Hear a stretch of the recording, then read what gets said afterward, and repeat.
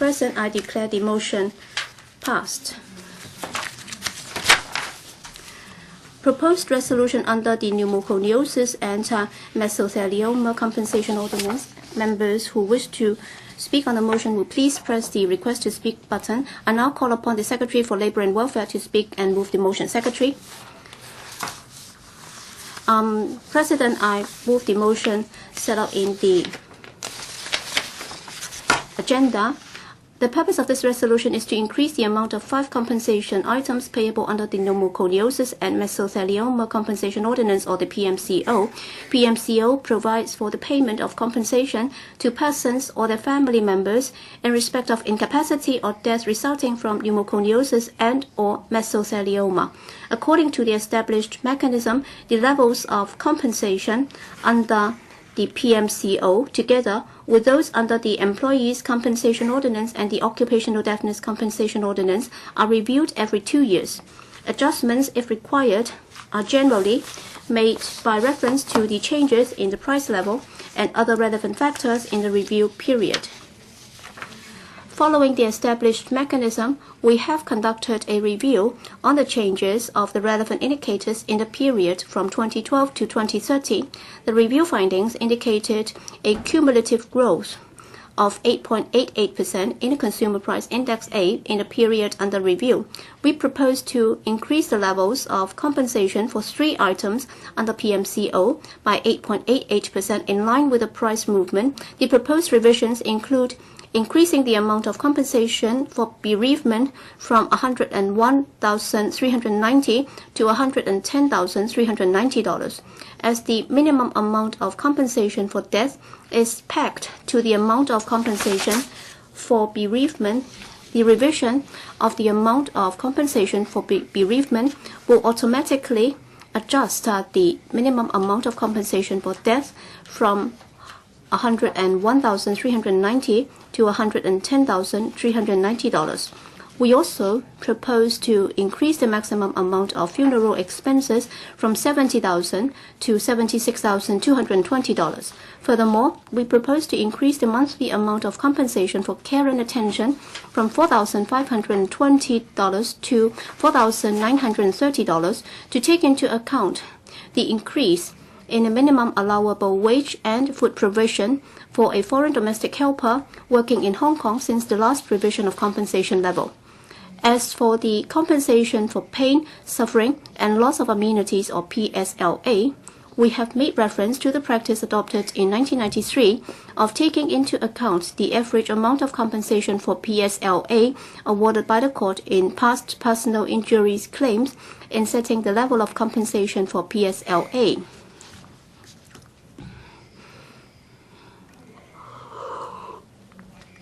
According to the information provided by the Legal Aid Department on the scale of PSLA awards set by the court in 2013, we propose to increase the monthly amount of compensation for PSLA under PMCO from $3,220 to $4,650, up by 44.41%. It would provide better financial relief to persons suffering from pneumoconiosis and mesothelioma.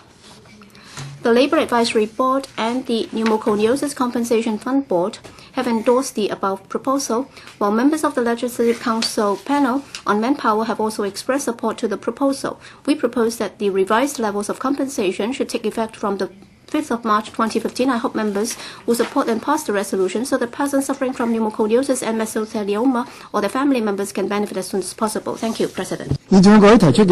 I now propose a question to you, and that is the motion moved by Secretary for Labour and Welfare be passed. Mr. Sin Chung Kai. Thank you, Mr. President. This morning, in the demonstration area outside this council, there was a group of workers suffering from pneumoconiosis. They made a number of demands. They gave us these placards. I hope that the Secretary will listen to their views. Now, you mentioned the funeral expenses, $30,000 raising to $70,000. Now, you have to consider the expensive columbarium niches. Mr. Cole, Dr. Cole cannot increase the supply. Now, if you can supply increase the supply of the columbarium niches, then the cost may be, the expenses may be enough. Now, in fact, the workers hope that it can be increased to $100,000. I hope next time you will consider this, but we will pocket your proposal first. They also have other comments. I think there should be a fundamental policy review concerning the compensation mechanism. Differs in terms of their first examination, first medical examination. There were differences between 1981 and 1993. It's hoped that a review can be conducted so that there can be uniform treatment. In the previous motion or resolution, the review was done according to wages and inflation. As for the PSLA, apart from the PSLA, the other compensations are adjusted according to wages or inflation. The compensation that has been revised rather significantly is the PSLA, which is increased to $4,650. This is a reasonable adjustment according to the workers. They hope that the administration, in reviewing the compensation amounts, will take into account the average amount of compensation awarded by the court, and also take into account the actual daily needs. As for adjustment to the amount of medical expenses, it is linked to the adjustment of charges by public and private sector medical practitioners. In fact, the HA is now discharging a lot, contracting out a lot of its services. Will you talk to Dr. Ko? If the workers visit private practitioners or private hospitals, would you reimburse them?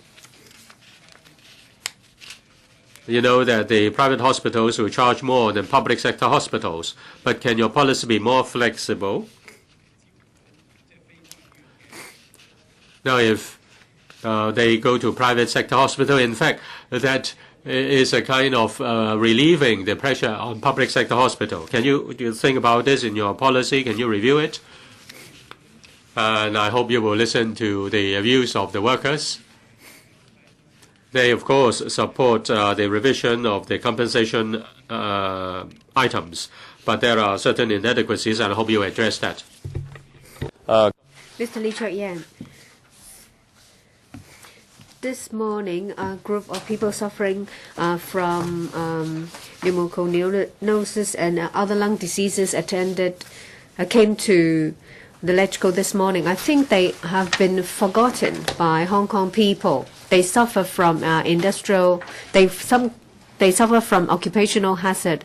They sacrifice their health, and a lot of them, I've known for over 10 years, and some of them have already passed away. So they gave their lives to Hong Kong What for? For today's prosperity. They had to go out to fight for their rights. How can we face them? Today, their wishes are not respected. The secretary said that they are aware of their demands, and this PSLA compensation has been increased by 44%. But it actually hurt us to hear that, because it's been 17 years since 1993. It's been so many years when the amount is finally adjusted. Many years has passed when the amount has been increased. That means that the PSLA compensation amount lags behind.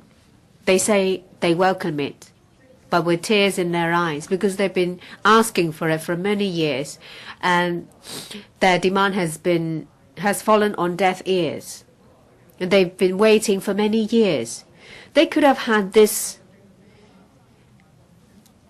increased amount many years ago. However, the administration choose to forget them.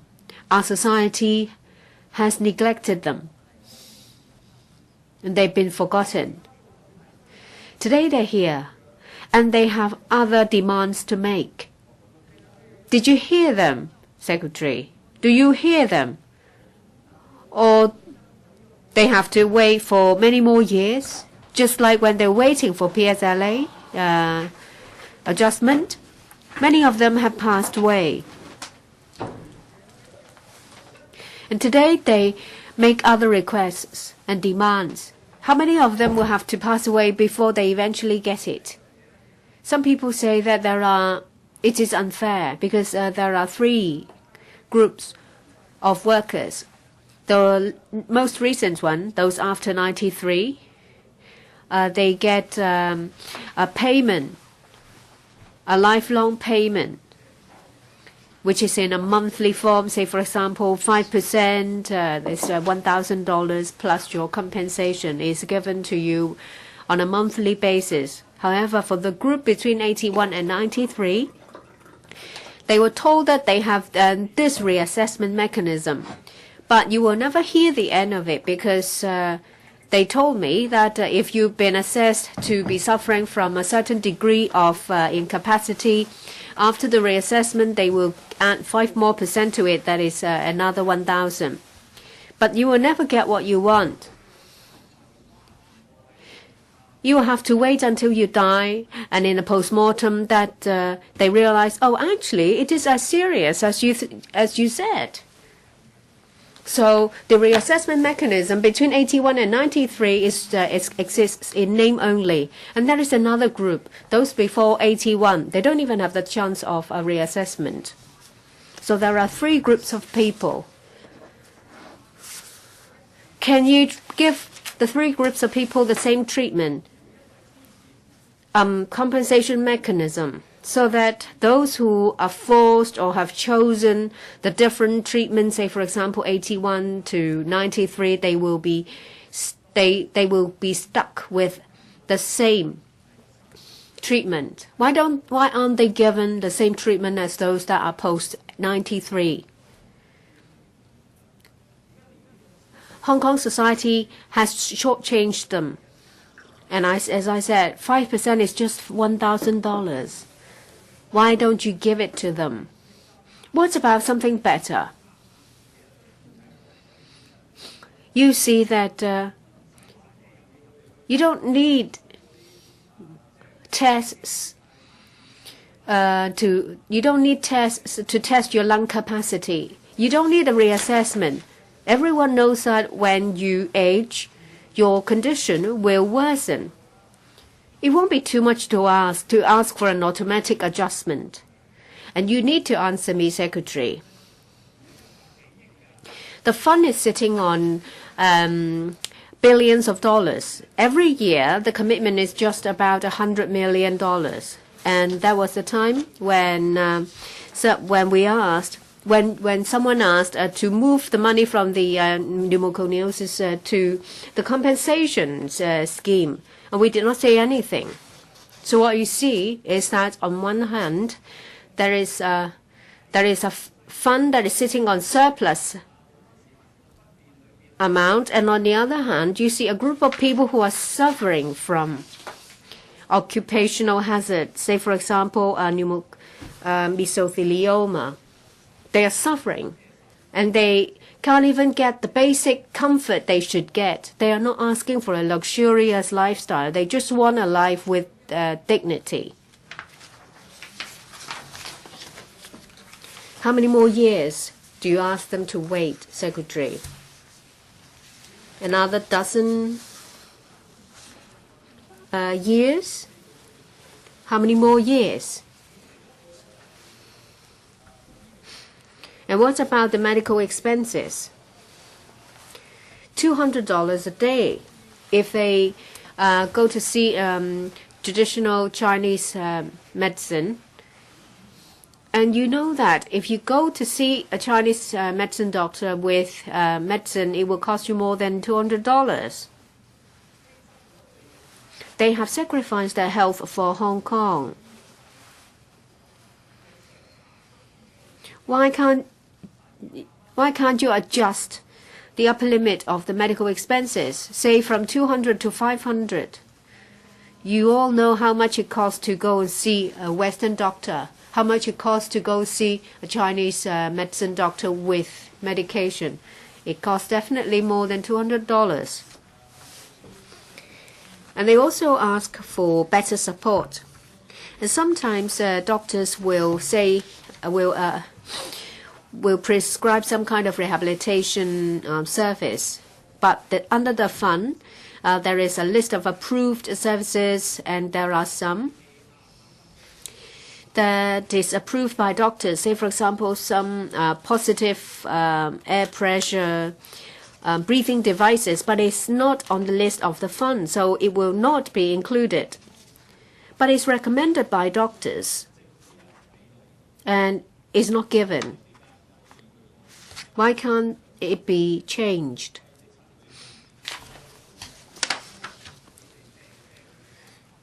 So can you try to put yourselves in the shoes of pneumoconiosis patients? Don't be so indifferent. Don't just say that, well, that's the way in the past and that should be the way in the future. How many more years are they supposed to wait? And as I said, you're sitting on billions of dollars. Instead of using it on these patients. To be honest, the number of people suffering from this will decrease, because we don't want more people suffering from the disease, and there should be preventive measures. And as a matter of fact, the number of sufferers is decreasing. And if that is the case, why can't you give them better treatment? Why do you just lock the money up? Secretary, please listen to their demands. An increase of 44% is not the end of it. Don't think that this is a grace that you've showered on them. Change your attitude. Mr. Wong Kwok-heng. Thank you, President. I rise to speak in support of the resolution. This resolution has been tabled after securing the agreement of the Labour Advisory Board. Well, having said that, I think there's still room for improvement. Many members have said that in terms of funeral expenses, an increase of 8.88% has been proposed in line with price changes. It's just $6,000 odd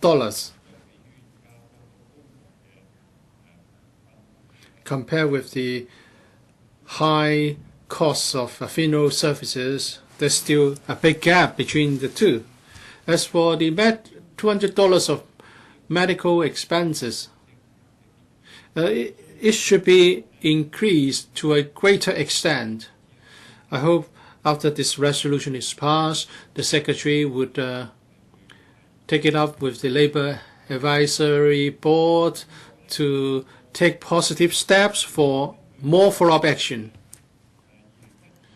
According to information at hand, the new cases in 2012 for pneumoconiosis was 59 cases. In the past, on average, we had 88 cases each year. For existing patients, for new cases, there are 1,270 cases. Average age 67 years of age. The average loss of capacity is 60%. As their age grows, the degree of incapacity and suffering would just increase.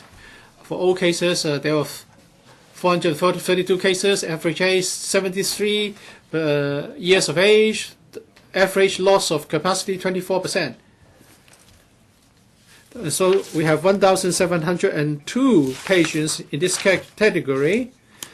Pneumoconiosis will be affecting the patient for life, including various forms of mesothelioma. And now we're just providing them with some support, and although there will be increases under the resolution, I think for these people who have contributed to our construction industry, to our economic development, the community should care for them to a greater extent. And by means of care, I don't just mean increasing the compensation, but also prevention. Prevention is more important. President, the cause of pneumoconiosis is because of the presence of asbestos fiber, which is odorless and colorless, and it can be commonly found in old buildings. Workers who are affected by this failed to take adequate precaution measures, and it has to do with the lack of awareness, and also whether the government has done a good work in monitoring the work and the working environment. Advance warning is about the right to know. If they didn't know, how could the workers be alerted to the need of stringent protection measures against pollution?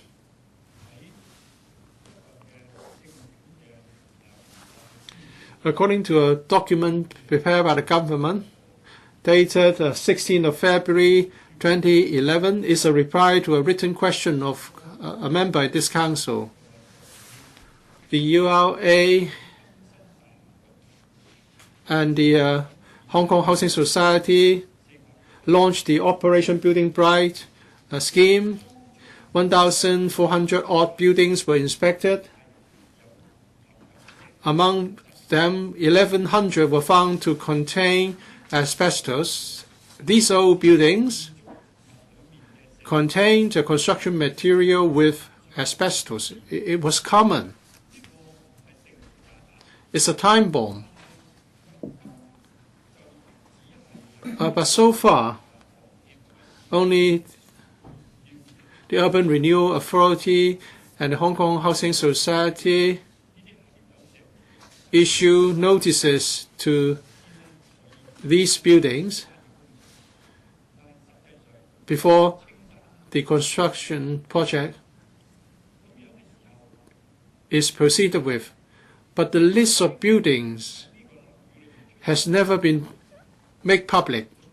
What about those people who go to those buildings? They may be put at risk.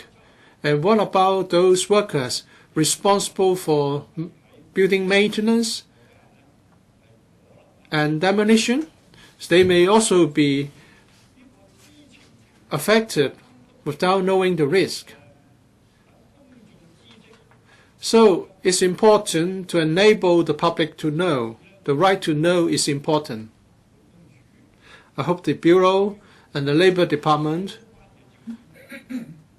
can take up the matter with relevant government departments on how proper monitoring can be implemented so that we can have a list of affected buildings published, and so that the public and the relevant workers would know how to prevent this. And there are also many public housing estates. If they're older than 30 years, then chances are they would contain building components with asbestos. For example, in older housing estates, the decorative dividing wall usually contains asbestos. I've been told by the General Union for the construction industry that in our discussion of this resolution, we should point out the potential risk to the administration. These old public rental housing estates are there, but which building, which blocks are affected? There's no list of affected buildings made available to the public.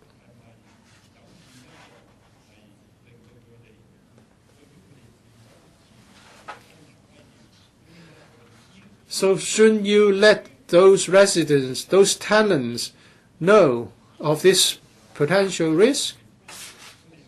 And shouldn't we also let the workers who carry out maintenance work in these buildings know? According to this written reply dated the 16th of February 2011, in respect of the Operation Building Bright scheme, it only covers URA and the Hong Kong Housing Society and Hong Kong Housing Authority is not mentioned. I wonder if this is an attempt to avoid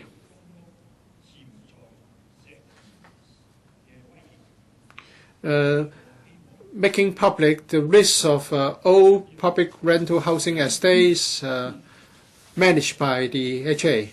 I hope the Secretary would take appropriate thorough action immediately.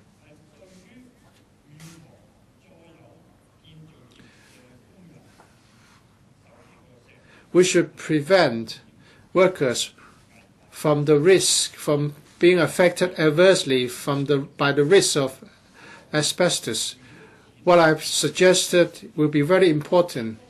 Compensation, however much, is not enough for those who have been affected by the disease. The disease will always be there until the worker dies. He pays a heavy price in health, and his family members suffer with him for his entire life. So one case of pneumoconiosis is always one too many. So the administration should prevent or to reduce the number of such cases as far as possible. We should aim for 0 case. Dr. Kokaki, Mr. President, I speak in support of the proposed amendment. Maybe not many people know that back in 1983, when I was at university, together with a number of medical students, I visited a number of villages, including the one in Manshan Quarry. Since the 1980s, we've been keeping in contact with the villages visited by us. Of course, some of them passed away already. It's quite tragic and saddening for me to recall those history. So for over a decade, this is the first time we're seeing more reasonable compensation. Don't think that people want to get these compensation or they will gain anything. In fact, pneumoconiosis is a very tragic disease. If a worker breathes in a great deal of dust, then originally his lungs are like sponges. but with prolonged breathing in dust, asbestos, etc., the lungs of these workers have lost their function. It may even be difficult for them to climb the stairs for one story. You may not be able to imagine that. The patient won't be able to just climb one floor. So their lungs are just like stones. The only solution is to give them oxygen. So they have to carry oxygen apparatus with them. So it's very agonizing. And then for mesothelioma, it's a very, very bad cancer. It's very difficult to cure the patient. In past cases, most were terminal cases. Surgery won't help. The only comfort is to offer them some compensation. At 10 o'clock this morning, a batch of workers were downstairs. They have survived their disease, and they're just lucky to be able to walk here to stage a protest. It's very difficult for them to walk, actually. And for those workers who are lucky enough not to have contracted pneumoconiosis or mesothelioma, they might have died because of complications or the side effects of these two diseases. Well, they find the proposed compensation unacceptable. First, concerning compensation, as we all know, very often the fate of a person is fixed already. Say in 1981, you're diagnosed to be able to receive the ex gratia payment, and then in 1993, if you contracted pneumoconiosis and lost your capacity to work, you'll be given lifelong compensation. But if not for those two exercises in 1983 and 1993, the patients got nothing. So year after year, I lost the workers. But the government has $1.6 billion. But then since 1993, the government has been facing the request of extending the compensation package to these people, very few in number, but have contributed to our society. Well, yes, if you see these workers, you may think that they're careless. Well, even with a safety officer, the employer might not have fulfilled their responsibilities. They did not give these workers proper gear. No mask. And as Mr. Sin Chung Kai said, these workers now come here for compensation. In a shell, they don't actually have a body. The body is just like an empty shell. Now, the latest figure stood at $1.5 billion, and every year the proceed is no less than $40 million. Still, the government has not changed its decision, an unreasonable decision. Many people say that the government has done a lot. These days, there's no longer any asbestos. You thought that asbestos was all gone, but no. Ever since the 1980s up till 1996, after many litigations, the administration started to prohibit the use of asbestos. In the 1970s and the 1980s, the government was too stubborn to effect any change. Well, the employers have responsibilities, but does the government also have responsibilities? Factories and Industrial Undertakings Ordinance. To what extent is it a protection to the workers? In the 1990s, almost all jurisdictions in the world have completed their duties.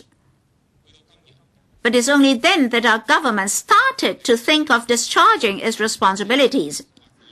Even now, we still have buildings that carry asbestos.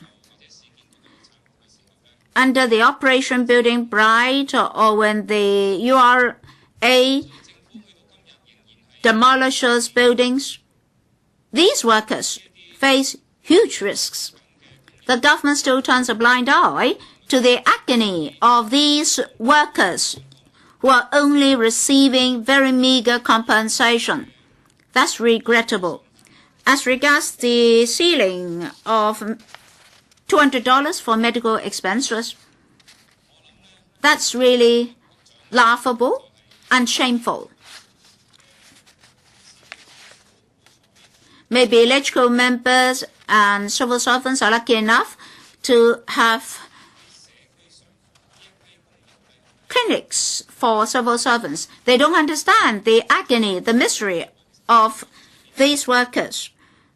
That amount cannot even support minimal treatment.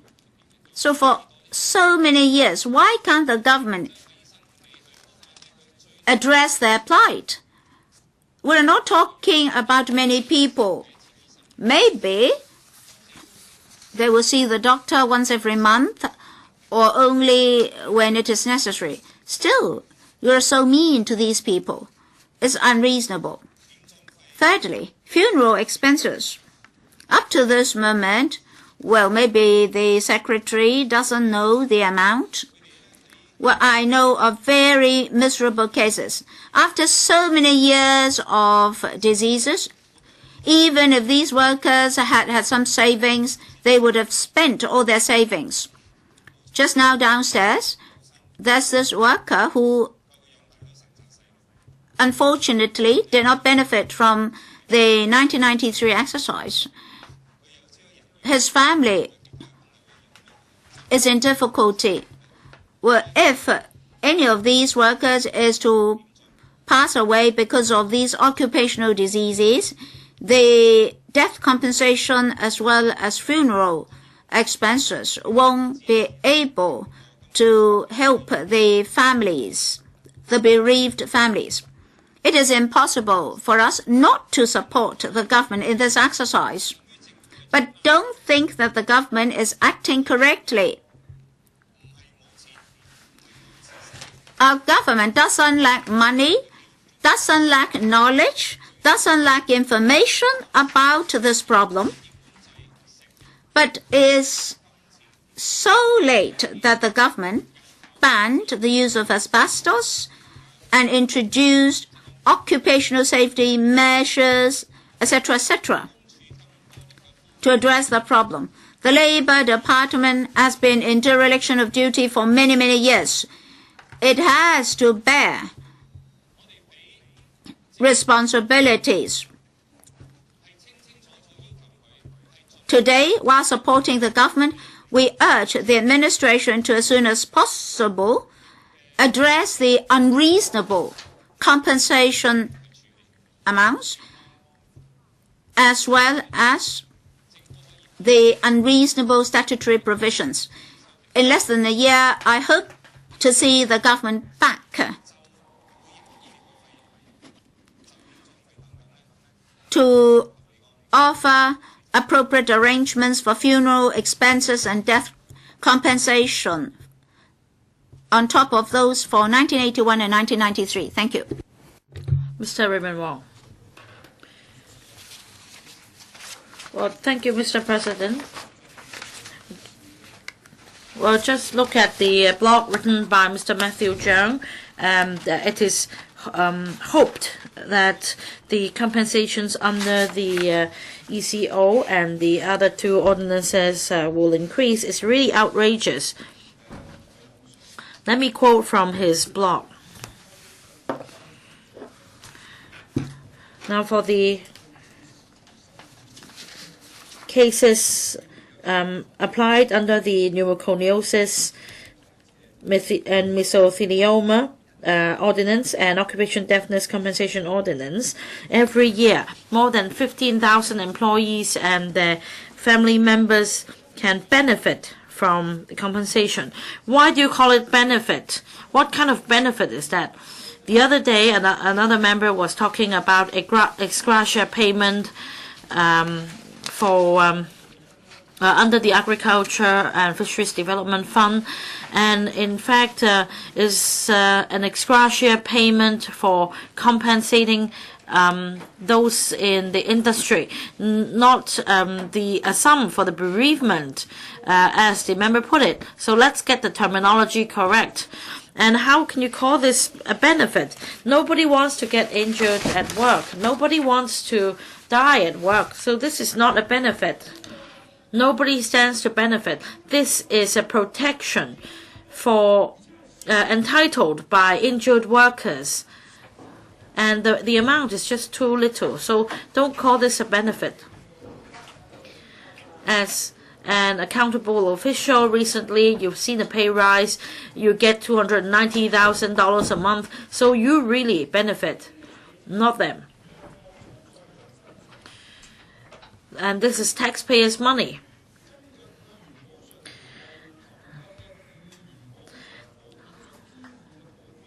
Now the labor, well, there is a levy charged based on the labor insurance premium paid by employers, and the figure jumped from 1% in 1991 to 3.1% in March 2013, and the compensation amount has increased. So it's either coming from the government's coffers or the employers' pockets, and the cost will in turn be transferred to employees. So what kind of benefit is that, Mr. Matthew Cheung? I recall when I first asked you a question in this council, it was about the Social Welfare Department. About the policies for elderly people, and you talked about how kind the SWD is to our elderly people, and you really meant to say in the last paragraph that one should plan for one's retirement when one is young, and then otherwise you will be looked after by the safety net. Well, this is my interpretation. Of course, the original text is not the same. Now, let's look at elderly people living in poverty right now. What kind of benefits have you given them? The term benefit should be changed, please. The wording should be changed. It's really despicable. It's really despicable. In the Secretary's blog, he said that therefore we attach great importance to publicity, education, and enforcement on occupational diseases. And under the Labour and Welfare Bureau's effort in recent years, the awareness among employers have greatly increased. How many workers died in the Hong Kong-Zhuhai-Macau Bridge project? Catering industry, construction sites, these are high-risk areas, and workers don't get the protection they deserve. Employees, in order to make a living, have no alternative but to stay silent. In terms of supervision and the relevant control measures launched by the Labour Department, have they achieved any results? Don't talk empty words. Now, the progress is slow. Now, the compensation amount will only be increased by several $100s, and you dare to call it benefit. This is really shameful. You're very mean. The money doesn't come from your pocket, and they deserve the compensation. Compensation amount is small, compensation process is slow. So what kind of benefit is that? Secretary, when you respond in a moment, you really need to apologize for using the wrong wording, benefit, and you should retract from the use of this word. According to Schedule 6B, for the monthly wages, the increase is 5.7%. Why is it that according to the nominal wage index, the increase should be 10.56% instead? Why isn't that used? And according to FGHI, the items for installing prostheses and other devices, the expenses would be adjusted according to the 8.88% rise. For the prosthetic devices, well, this is unreasonable because the rise in prices may not be the same. What's the point in giving an 8.88% increase? You should peg that according to the market rate. And according to the latest statistics from the CNSD, there are over 200,000 employees working on a self-employed basis in Hong Kong, and the employment benefits and rights are not protected by the Employment Ordinance. And in the event of their injuries at work, they will go into financial hardship. And some mean employers are supposed to take out insurance policies for their employees, and yet they make use of legal loopholes and sign different kinds of employment contracts with the employees so as to make them become self-employed persons instead of employees. And this is the prevalent fake employment that we're seeing. And these self-employed persons under such circumstances don't get the labor protection they deserve.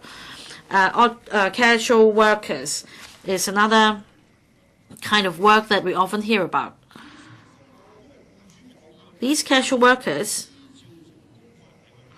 do not benefit from the protection given by labor insurance taken out by their employers. Once they are injured, they need to pay for medical expenses, and if they're injured, all of a sudden they won't be able to make a living. So in order to keep their jobs, they choose to remain silent and put up with the plight. And in relation to fake self-employment and casual workers, non-compliant employers may be subject to civil claim only after a lengthy legal process. For injured workers, they may even have to file a bankruptcy petition against their employers. Well, just going a bit off the track, like the ATV incident, what has the Labour and Welfare Bureau done? Issue a summons out of time, and the magistrate also criticized you in court. This is such a broadcasting corporation having wage defaults, and this is not the first time, and it hasn't even paid the license fees, and it's still there. Of course, licensing matters hasn't to do with you, it has to do with CY Leung. But wage defaults, more than one occasion you only issued the summons. So you can see from this incident of how the Bureau treats the ATV in wage defaults. You can see his attitude. And I'm not going off the track because when seeing Secretary, I really have a lot of associations in mind. Now, after filing a bankruptcy petition, after all these are done, the employee could get lip-to compensation from the compensation fund. And in the lengthy waiting period, many workers could no longer make ends meet. And some non-compliant employers fail to take out labor insurance for employees. As a result, the employees don't get any compensation. So what does the government do to protect these workers? What's the use of having an LWB here? Government and contractors should review the time needed for building projects, and the eating establishments and restaurants should ensure sufficient time for employees to rest and a safe environment for employees to work. And they should be allowed sufficient breaks to prevent long working hours and the prone to industrial accidents. Unlike what you said in your blog, Secretary, For example, in the last paragraph, and I'm just quoting from your blog, Matthew Cheung. Of course, these industrial accidents or the compensation as a result of accidents is not what we want to see. That's why we attach importance to educating the public. Under the promotional effort of the OSHC, the employees are now having a greater awareness of the situation. However, we must stay vigilant and we should implement good prevention measures. What's all that about? Anything specific? Any result? The answer is no. So that means you are just mumbling words.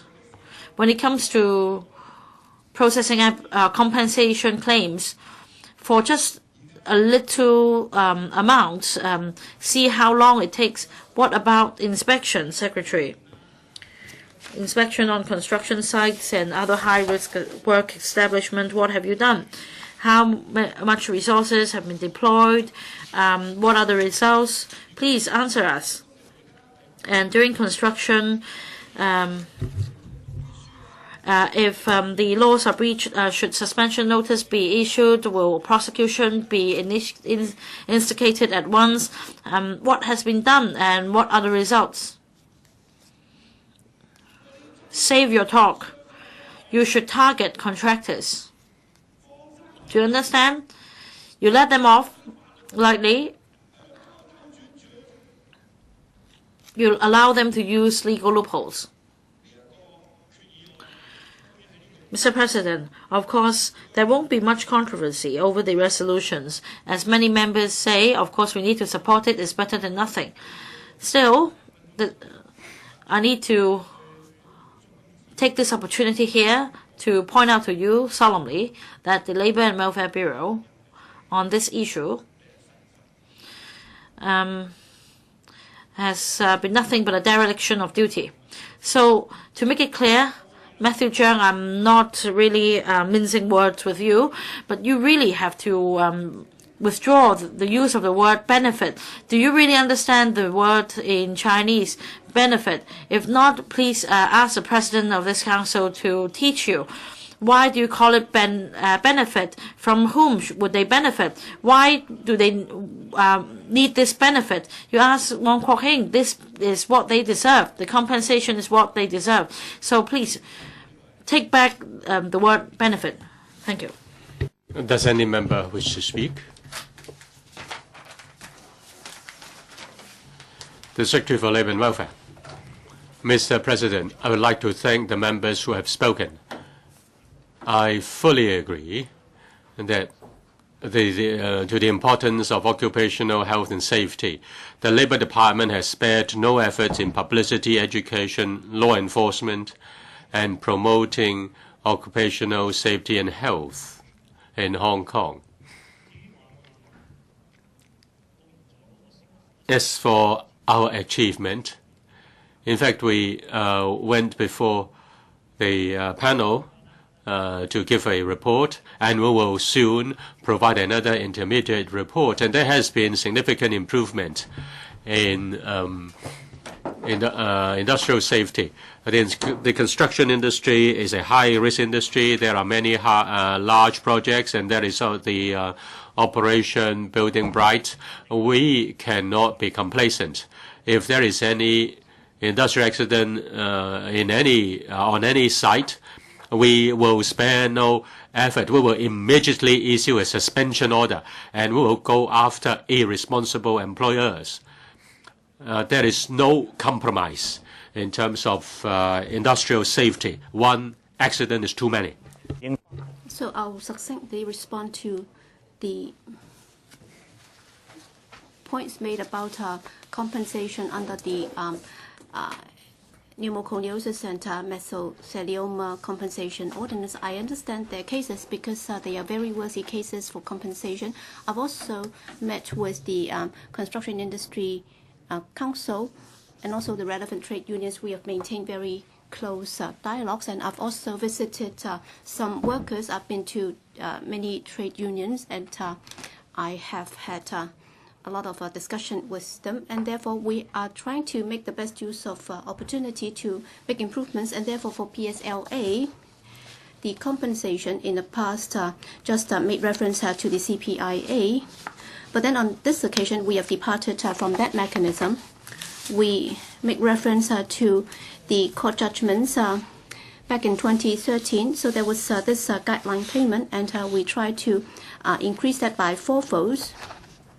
So that shows that we have already made our best endeavor to ensure that workers will get the compensation due to them. And also for the cap of $200 or $280 if you're hospitalized, but then we also have to align that with the HA fees and charges. That's why there are some limitations here. But then I'll be more than happy to make sure that in the new review cycle, I'll be talking to the relevant committees to see if there is any further room for appropriate improvement. But then this is relatively more complicated because this has departed from the public sector mechanism. So what alternative mechanism are we going to rely on? Well, that's a bit more complicated. But then if there is room for maneuvering, I'll be more than happy to do so. Mr. Wong Kok Heng and several members also referred to as battles. I've said that we've got very clear guidelines. Both the EPD and also the Labour Department have got very clear guidelines in how that should be dealt with, because this is a high-risk operation when it comes to occupational safety. And also for the Housing Authority and the Housing Department, if they have not included that in their operation guidelines, I think they should do so. And I also agree that there is room for improvement for the compensation for injured workers. So with these remarks, I hope that members will support our resolution today. I now propose the question to you, and that is that the motion moved by the Secretary for Labour and Welfare be passed. I now put the question to vote. Will those in favour please raise their hands? Those against please raise their hands. I think the question is agreed by majority of the members present. I declare the motion passed. Proposed resolution under the